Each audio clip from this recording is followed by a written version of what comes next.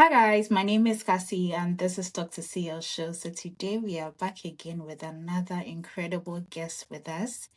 His name is Dr. Felix Effah and he is a neuropharmacologist and toxicologist. But then I'll let him introduce more of himself to you also that you know whom we are going to chat with today. So hi Dr. Effah. Hi everyone. So yeah, thank you so much for that introduction. My name is Felix Effah, and like you said, I am a neuropharmacologist and a toxicologist, and also a bioengineer.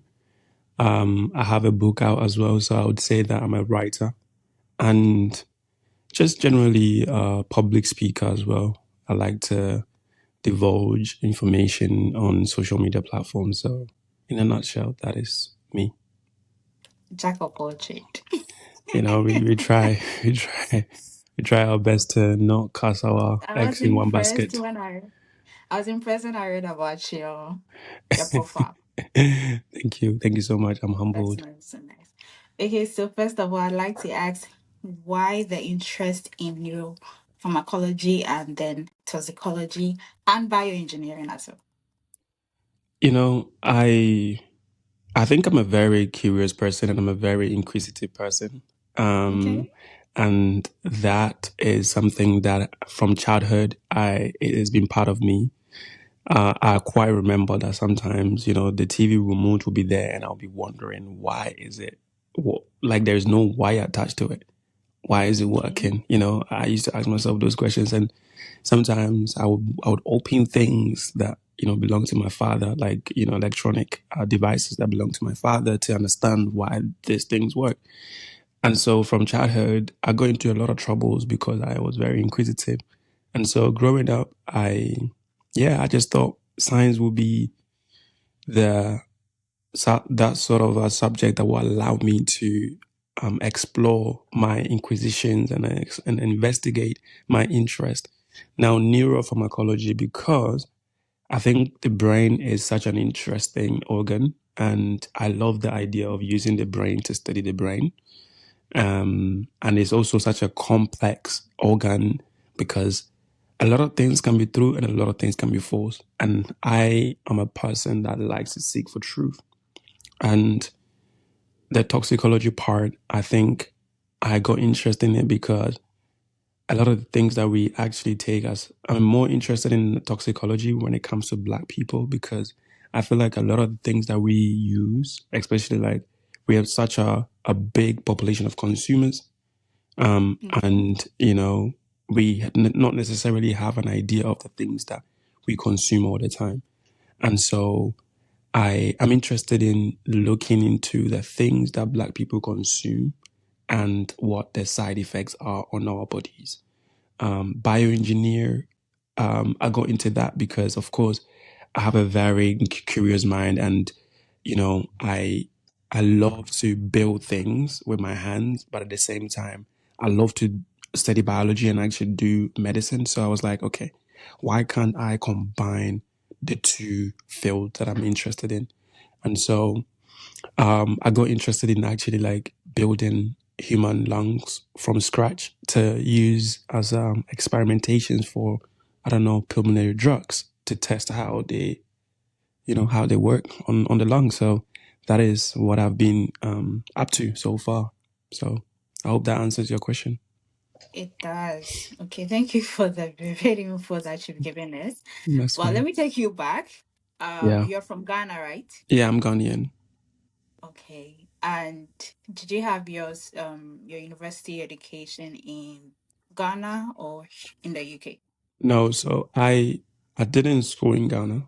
I've never been to school Oh, in Ghana. I'm Italian. So at the age of 18, I moved to the UK and pursued a degree in pharmacology. And then after the degree in pharmacology, I got a scholarship to do a master's in research. And then after that, I got a scholarship to do my first PhD. And then, after that, I did another PhD. So the first one was in neuropharmacology and the second one was in toxicology. And yeah. oh. Mhm. you've studied in different countries, I must say. Yes, Has I it in have. any way shaped your research and also your career path? Absolutely. I mean, you are a product of your environment. I think even from my accent, a lot of people do ask me, where are you from? Um, but that's because I have a Ghanaian background. I Italian is my first language. I moved to the UK at the age of 18, and then I moved out to the US at the age of 25.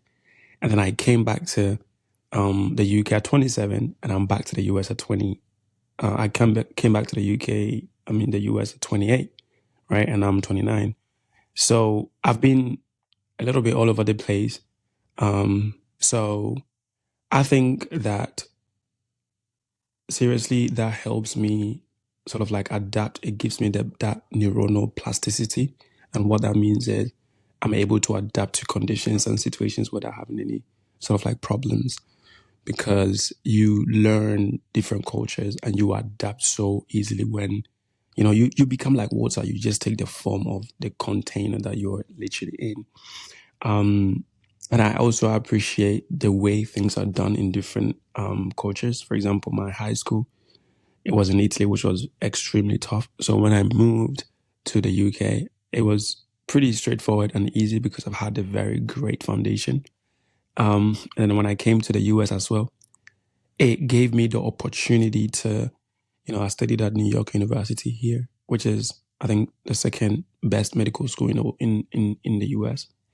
And I built a lot of connections. Now, in the UK, my PhD was funded by the UK Health Security Agency, which is the same institute that funds University of Cambridge, King's College, Imperial College, Oxford University, and really some world-class universities in the world. So I've really had the opportunity to train under really great academics and be able to have the ability to think and to be assessed by the best. So I would say that these places have shaped me into who I am, and they've also contributed to the success that I've achieved so far, although there is a lot more that I can, of course, attain. So, Considering the way you've traveled, was it so easy for you to move to one place to the other?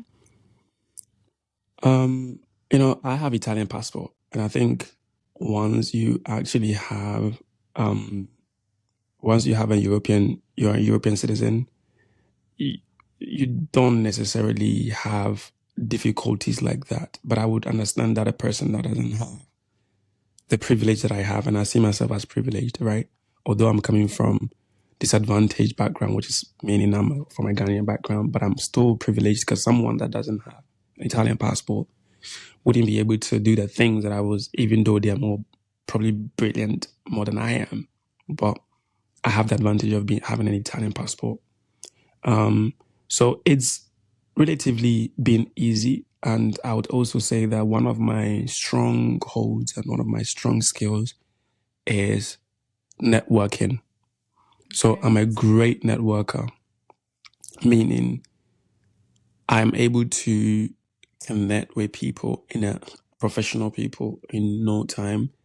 And so a lot of the opportunities that I've been able to get were because I literally put myself out there and I shied not from introducing myself. Because the worst case scenario is people say no, and so what? So Okay. I wouldn't say I've had like big difficulties like that. It's been relatively easy, and as I said, I'm someone who moves like water. I'm a single man, no child. I have my bag ready. Like wherever I go, when the opportunity comes, I just pick my one luggage and then, I'm out. So I think that's also my mindset. So things have been relatively easy for me. Okay. During your academic period, did you ever face any biggest challenge? And how did you overcome it? So interestingly, my book is called Overcoming. It's on Amazon, it's on Apple Books, it's on all these platforms. I am someone who actually likes a challenge. When I live life and it's like everything is going smooth, I ask myself, what is happening? Because why are there no challenges? Challenge is good because they make you who you are, and challenges have made me who I am. I've faced challenges right from high school to where I am right now.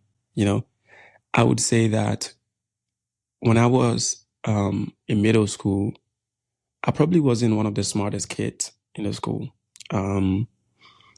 Because remember that different people develop differently and different people have different timings of developing. So, but I never let people's opinions, and that's something that even my parents don't understand because people think, oh, your parents might have instilled something in you. And I'm like, they themselves, they don't know where I get this thing from because it is innate, My dad once, I remember, he did a great thing. He did a great job.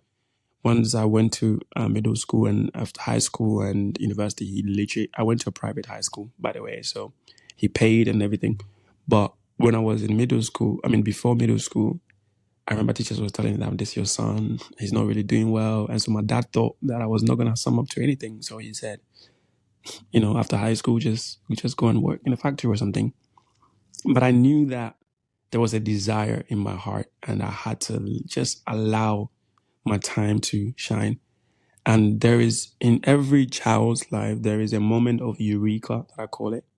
A moment where it's like something clicks in their mind and they just, they start understanding things from a different perspective. And I think that's exactly what happened to me at some point. So in middle school, I remember second year, things just started making sense to me. I started being great at the things that I used to struggle with, like mathematics, physics. They became my favorite subject. So there has been I have failed exams before, but due to circumstances that I couldn't, unforeseen circumstances, I failed exams before. But guess what? The thing about me is I don't mind failure. I don't care about failure. In fact, I always say that I have failed so much that sometimes when you play a jackpot for so long and you fail, once a while you will win too, right? And when you win, you will win big. That is my mindset. My master's, I got a scholarship at St. George's University of London. I'm an A-class student, really doing well. And then an unforeseen circumstance happened and I failed my genomics class.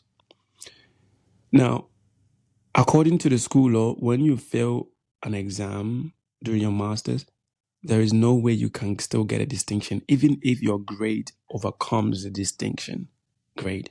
Okay. So the distinction grade is 70%. But of course, if you failed an exam or a module or a course, chances are you're not even going to get to the 70% for them to even consider them giving you a distinction anyways. But my case was I failed genomics and still my average was exceeding 70%. So the school was really left in a dilemma and they were like, this has been the rule. And I said, no, I don't care if this has been the rule. And they were like, nobody has ever failed a course and actually still be able to achieve 70%. And I was like, well, that testifies to my academic prowess, right?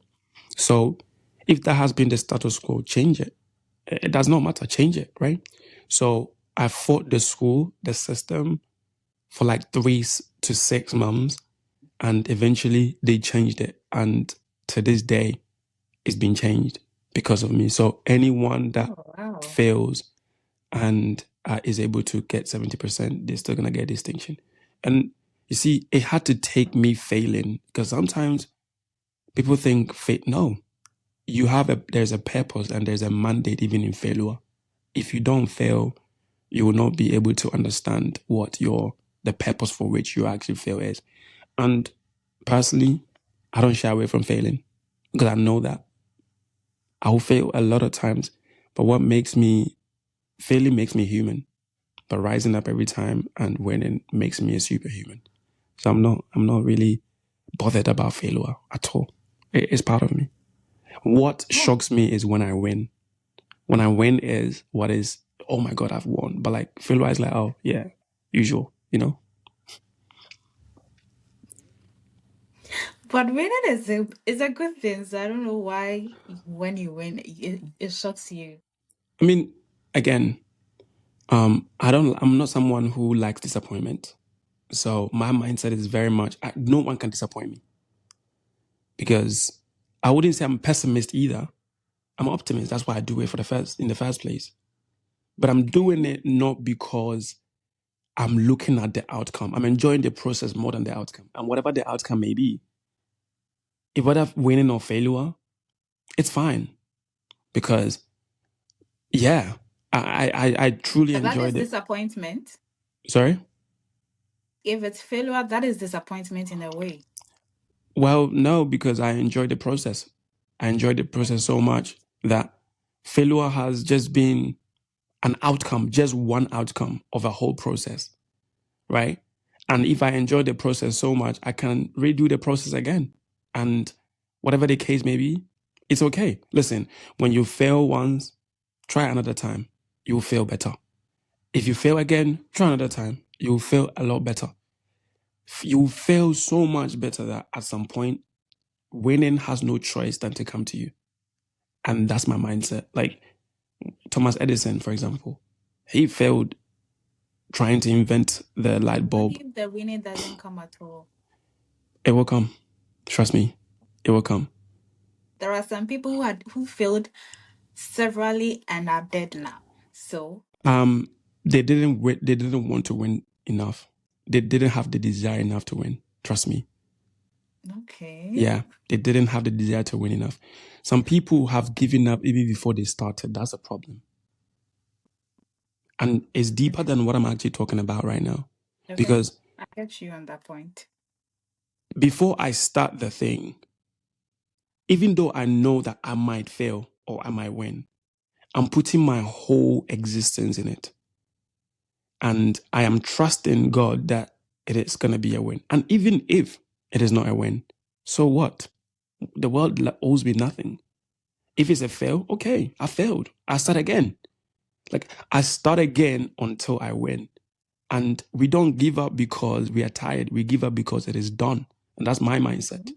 So, I mean, again, life is very unpredictable. And as I am doing and I'm trying, if I die in the process, guess what? I still won because I wasn't a coward. I still didn't give up. So it's not really death that is going to make me fail.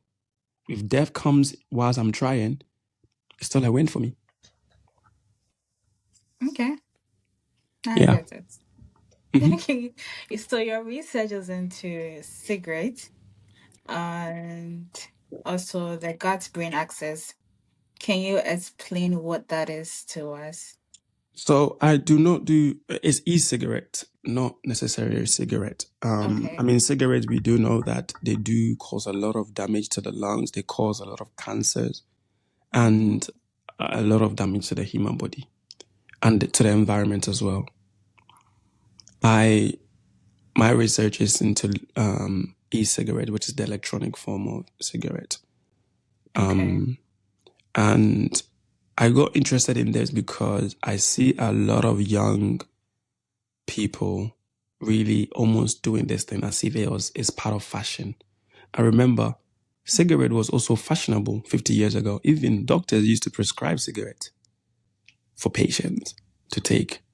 And so knowing the damage that cigarette has done to people and how much it was seen as a cool thing to do, and now almost e-cigarette becoming taking the same path as cigarette, it strikes me to look into it because the side effects of e-cigarette is not going to be showing now.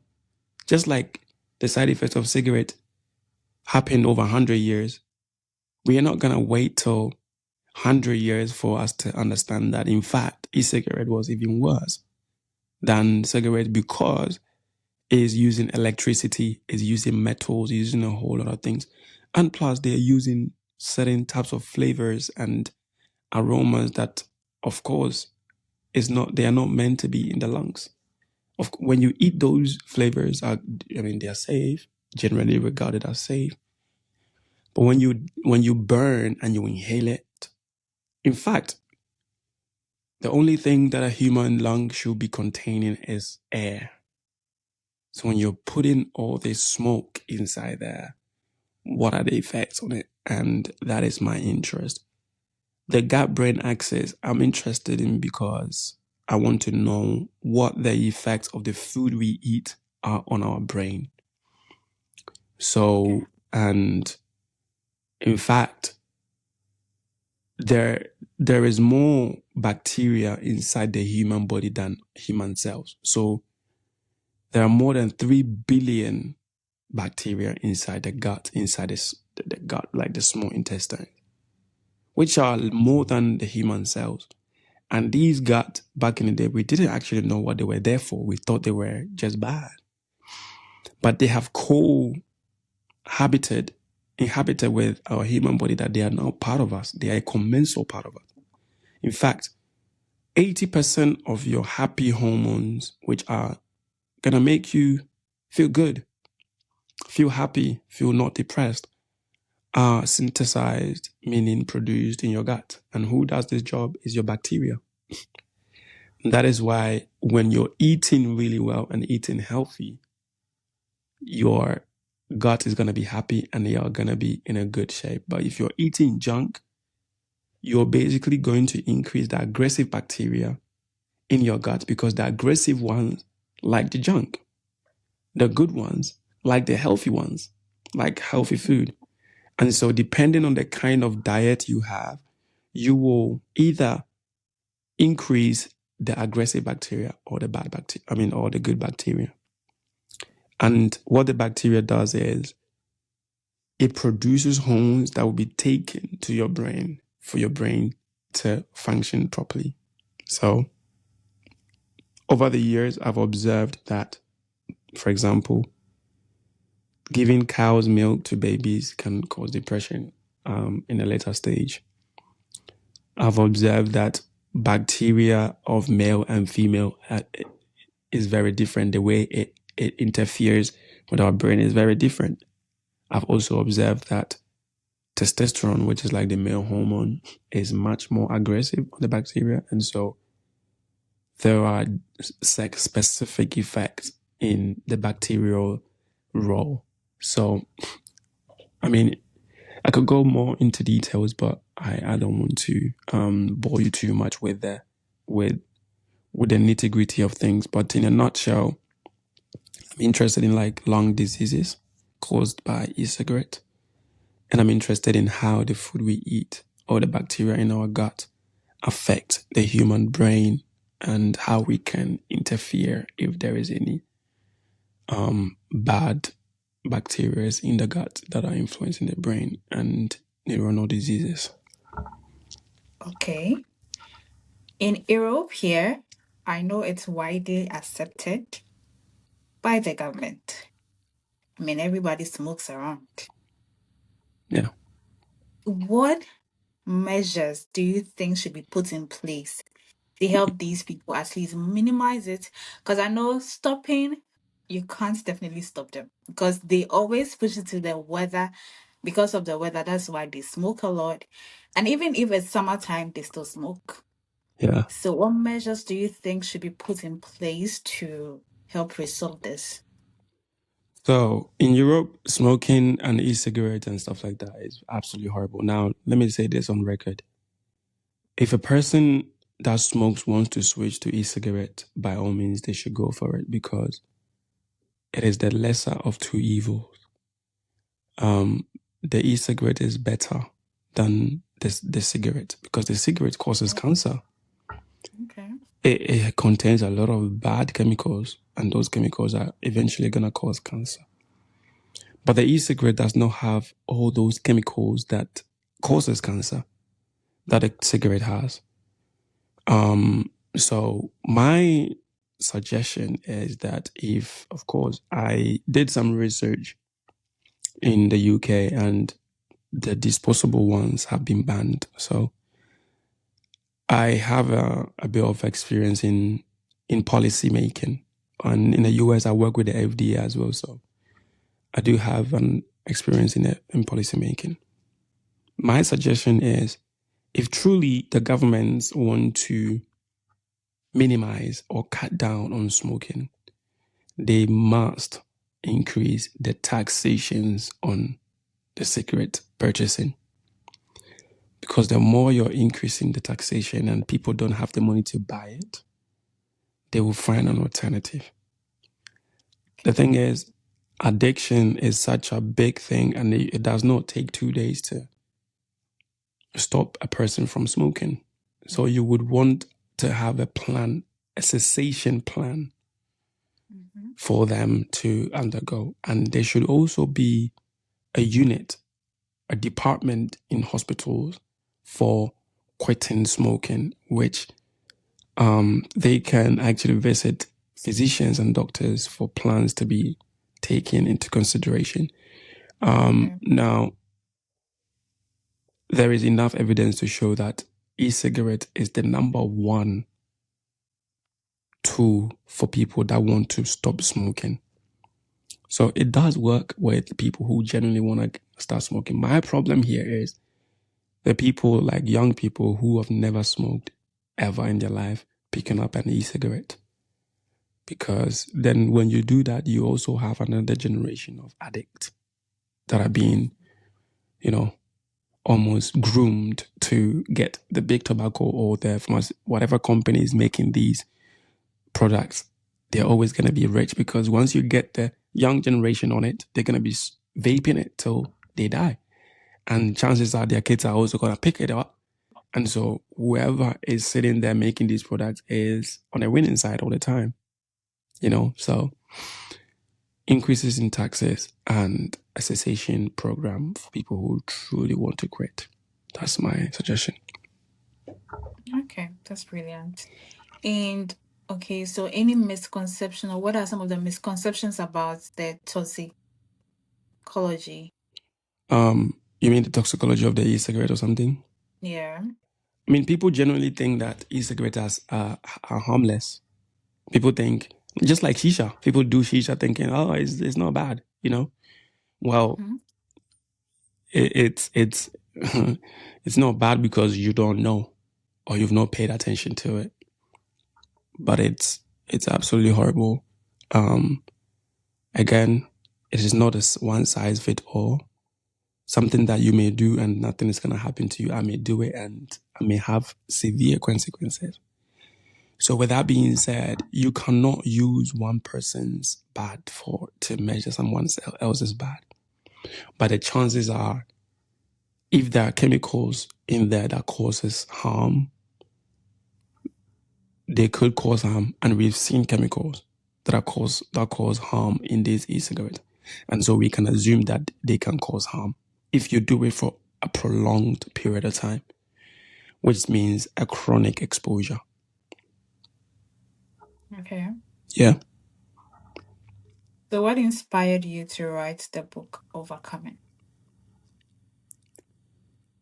I think there are several reasons, but I will summarize everything up in one. I do generally feel like I do have something, and it's my mindset. And I think we are in a mindset crisis right now in this generation, where everybody wants to just get things without working for it. Now, the original title of my book was meant to be Microwave Generation, because we are so accustomed to microwaving things. Somebody just want to be the best just because they're beautiful, or just because, yeah. And they can't give you a reason why. And I do feel like this is a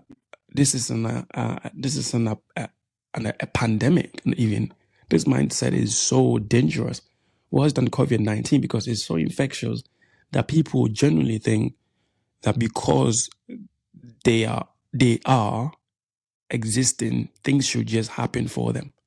I don't know for what reason, but it doesn't work like that. It truly doesn't work like that. People need to work hard. People need to, and if you ever have the chance to get the book, you will see that I talk about things like effort over intelligence, because a lot of people think that because they are intelligent and people tell them they're intelligent, they're gonna win in life. No, far from it. Because I know some intelligent people who are literally now working in warehouse because they didn't put in effort. No disrespect for warehouse people, but I'm just saying that people that genuinely could have been in places and they had the talent for it because they didn't have the effort. Because talent can only take you so far, you know, and hard works beat talent when talent doesn't work hard. It's as simple as that. These are principles that you cannot change. They are true, true, and true, like true everywhere you take them. And I'll talk about things like you're not the victim, you know? Like these are some of the topics that I tell you as straight as it is, no sugarcoating. And I feel like this generation, we are so sensitive to everything, you know? You can't say this, you can't say that. Oh, you shouldn't do this, you shouldn't. Yeah. So, I um, disagree. well, you can have your opinions and I can have my. Because this is okay, we are sensitive, all right, but then we are very inquisitive. Like we are very wild. Looking at how people are now going about a lot of things, it didn't used to be like that. No, see, yes, you're right. Being inquisitive is a beautiful thing. When you channel into the right things, it's beautiful. But I Yeah. feel like it's misplaced. Inquisition in the wrong things. People are again. When I talk about these things, in fact, the book was written for my population and for my community, the Black community. Okay. Um, I don't really necessarily care too much about the white population because they are pretty doing well for themselves. It's just us. I mean, you do hear that, Black kids are doing well in different aspects or different careers, but we should be more. You know what I'm saying? Like we should be more. There should be a burning desire, like the Indian community, the Chinese community. Like they moved from being consumers to being the creators, you know? And Okay. that is what exactly I'm looking for the Black community. But it seems as though there is this nonchalant attitude towards things. It's like, I can't come and kill myself. And that's my biggest red flag. Anybody that uses this term, you can't even be my friend. As soon as you say, I can't come and kill myself, you're cancelled because someone has to sacrifice for the next generation of Black kids to come and follow that legacy. And But we are, go ahead. sorry to cut you off. No, it's okay. We are brought up in an environment where we are not trained to be in that field. Okay. You can testify to the fact in Ghana like this, most of our education system is more of theory than the practical aspect. So how do you expect a country like that progress, and then the people also learning in these schools also progressing in this environment? Or we have to compete with these foreigners? It's not possible. That is why people like myself are calling for a revolution in the Ghanaian or African um, school system, right? You need to challenge the status quo. Just because it's being done like that doesn't mean it is right. Because Yeah, I know. listen, since when did Ghana get its independence? 1957. Mhm. If you look at a country that has got an independence for more than how many years now? 70, no, almost 70 years. And it is still in the state that it is. It means that something is fundamentally wrong. And what I mean by that is those curriculums that people are doing are completely rubbish. Theory is good, but if you don't have the practical to actually make it make sense, you're wasting your time. So I would rather people do more practical. And that is why you have people like myself who are aspiring to be, to be politicians in Ghana and stuff like that, because this status quo needs to be changed. You can't know. You speak to a child that went to school in Ghana. I remember there was a guy that came for his PhD. Actually, not PhD, he came for an internship, I would say. And there was a program, a device that we use for surgery. And guess what? This guy knew the inside out of that device. Yet we went to the room and it was literally standing in front of him and he didn't even know that was the device that he was talking about. I, on the other side, didn't know all the theory that he had, but I knew how to use the device. So between me and him, who actually has the knowledge? Knowing knowledge and not being able to apply it is cost 90. It's equal to zero. Zero. And I understand that the way people are brought up, the way people are taught in Ghana, you're not taught to be even used to apply. You're taught to retain and what? You'd rather not go to school. And that's why I always tell people in Ghana that sincerely, if I was to live in Ghana and to bring a child up in Ghana, I would advise them to go and learn. As soon as they finish their middle school, which is the compulsory years of school, I'll take them to be a mechanic, to learn things with their hands. Because that is what a country like Ghana needs right now. You think India was involved in teaching people in class and letting them know what is a microscope and they will memorize it and then they will just regurgitate it without actually knowing or having ever used a microscope? No. We need to be practical first. And once we got the middle class of practical and professional, those ones now, their mindset have already been changed. Their kids are now going to be the ones who are going to be able to have not only the theory, but also have the practicals because their parents were practical people. So Ghana is not there, no. But when I speak about these things, I'm not even speaking about the Ghanaian in Ghana, the average Ghanaian in Ghana. I'm speaking to the Ghanaian abroad who has all the opportunities to be able to do well for themselves so that we can go back somewhat, sometime to build that community. But it seems as though both the diasporans and both the locals are playing with their lives. And it's quite sad because you have all the opportunities. I think we all are fighting for ourselves because, I mean, we feel like it's too late to go and then change all of this in Ghana. The country is actually fucked up. I won't lie. So changing it, it would take, I don't know how many years, but it would take, I don't know.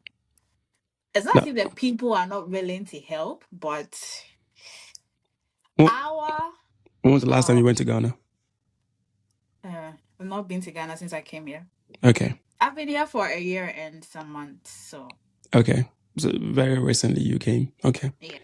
Um, well, I'm surprised you're saying this because I don't go to Ghana often, yet I see Okay. the change that is happening in the country.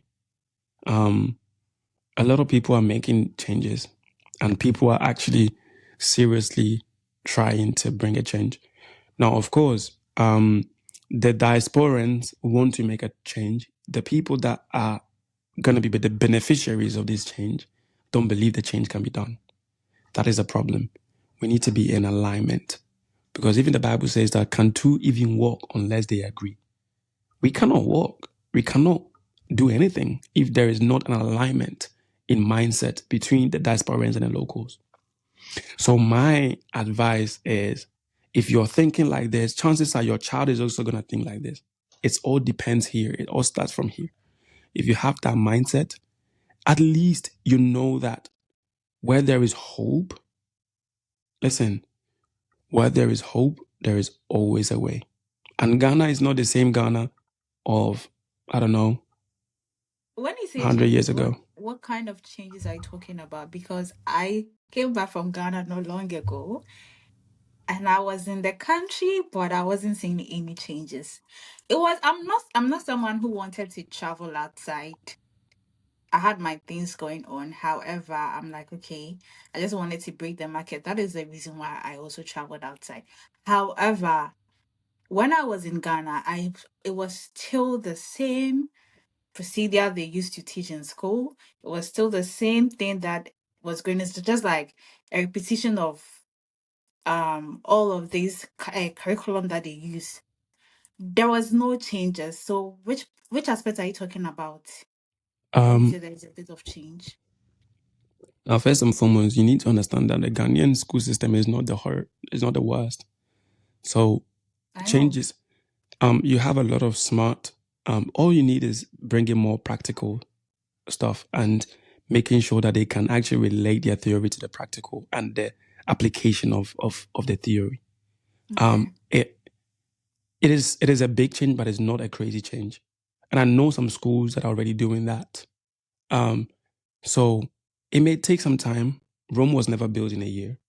But even when I say change, I'm talking about the change in aspect of, again, we cannot take away from a country like Ghana its peace and its willingness to even hear what people have to say. I do have hope that it is gonna take some time, but it is gonna happen. Do you know what I'm saying? And as far as you have hope, it is possible. We need a president who is, and I don't want to go into politics here, but like we need a president who is very radical and who can bring a radical change, right? Because, and not just the president, we need the people to believe that change is possible. Because the average Ghanaian doesn't believe that Ghana can change. Now, if the average Ghanaian doesn't believe that Ghana can change, and we that don't even benefit from the life that is going on in Ghana do believe that Ghana can change. Because see, that is the problem. We are problem solvers. In the West, when there's an issue, we solve it. Ghana, when there's an issue, it seems like everybody just be like, oh, there's nothing we can do about this. That's how it is. No. When there's an issue, you solve it. The maintenance culture and the reparation culture does not exist. That's what we need to bring. You know what I'm saying? So it is possible. Now you've come here, you're in Germany, if I'm not getting it wrong. You can learn the German system. And guess what? In your little way, you can go back to Ghana and make a little change. Or start a school that will teach kids how to be practical and how to also, how to learn the theory and how to also apply that theory into practical. There you go. That's the change that you've made right there. Okay. So you don't wait for the change to come from anybody. You can be the change that you want to see in Ghana. I get it. Thank you. Okay, you are a public speaker as well, and Yeah. a YouTuber. You're active on TikTok. How do you balance with your work style, your research, your writings, and all of that? How do you balance all? How do I balance it? Priority.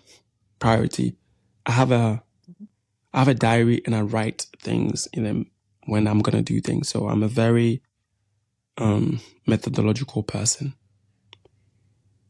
Very methodical. Like I don't waste my time. So one, priority. Two, the willingness and the desire to do. And then three, hard work. I just put all these things together, these three ingredients together, and I make it work. Because we all have 24 hours in a day. Some people make it, some don't. And I'm not gonna be on the side of the failures. No. Regardless of the fact that during the process I'm gonna fail, the ultimate outcome will not be failure. That's how I see it. Okay. Okay. And if someone is watching you, what one best advice would you give to the person? Whatever desire you have in your heart, keep doing what exactly the burning desire in your heart is. Now I give an example. We live in a society right now where everybody wants to be doing what is working for someone. Never follow the masses. Never. Because the beautiful thing about life is just because everyone is walking doesn't mean you should walk. You can fly. Not even run. You can fly. Mm-hmm. And when everybody is going a certain way, doesn't mean you should follow them. Because ultimately, leaders don't follow. Maybe the reason why everybody's going that way and you feel like, I don't know, I have this weird feeling because you're meant to be a revolutionist. If your desire is to, whenever you see salt, for instance, you find like there is this desire to, to what salt, like marvel about just a common salt. Okay. It could well be that you're gonna be a world distributor of salt. So everyone has a mandate that they are meant to do on earth. For example, sometimes I just wake up middle of the night, and I always say that even if I wasn't paid to do what I do for a living, I would still do it because it is not the pay that makes me do what I do. It is a burning desire. And you're more likely to become a billionaire doing what you're passionate about and what is a burning desire in your heart than doing something that everyone is doing and is going to make them successful, quote unquote. You can be successful, but not fulfilled. I know people that are successful and they have money, but the one thing about following others and being successful is you can have money, but you can never build wealth. Yeah. Because wealth is not built from success. Wealth is built from an innermost burning desire that you worked upon and it works out for you. And remember that when you have a desire in your heart to bring change in the world, it has to be a change of service. And even if at the beginning, and the books I've written, for instance, you never see me publicize it. Because I don't believe in begging people to buy. Because Lamborghini doesn't beg anyone to buy it. If you have money and you go and you see Lamborghini, you buy it. And I genuinely believe that, yes, I've put it out there. I've done my job. Someday, somehow, someone will chance upon it. And then they'll be like, whoa, this book is so great. And then now everybody's just going to be chancing upon it and everybody's going to start reading it. I believe in divine intervention and I believe in preparation. And so you just have to be yourself. Listen to your heart. Listen to what your mind and your soul and your body tells you. And even if that means that you were gonna go broke for some time, so be it. Because ultimately, you're gonna feel so fulfilled and ultimately you're gonna be able to. I always ask myself and actually tell people that if right now you were to be on your deathbed, would you be happy you followed your heart and you followed your burning desires in your heart and not followed anyone? Or would you be happy that you followed other people? You're more likely to regret not following your own heart. Because when you follow your heart, guess what? There is no regret. There is no regret. But when you don't, then yeah, you're more likely to regret. So be yourself, please. Be yourself. It's shall worth it. Thank you. And if you were not supposed to be a scientist, what other career would you have pursued? Scientist. Okay, this is the end of our interview. And I just want to say thank you for coming Yeah, on my absolutely show welcome. and also explaining into details whatever your research is about, whatever your book is about, your life and everything. I really do appreciate you coming on my show. Yeah. And if you have anything last to say to anybody, you can just say it. So I wrap up and then. Oh no, I just want to say that Jesus loves you wherever you are, and you know, just if you've not given your life to Him, just confess in your heart and say with your mouth that He is the Lord and your personal Savior, and yeah, you just get free salvation without any charges. So yeah, that's what I have to say. Okay, so thank you, dog. Thank you for coming on my Thank you show so much for once having me. again. So, guys, if you haven't yet subscribed to our YouTube channel, please do want to hit the subscribe button, like the video, and also share it as well. And this is the end of the interview with Dr. Felix Effah. See you in my next video next time. Bye Bye. bye. Bye. Thank you.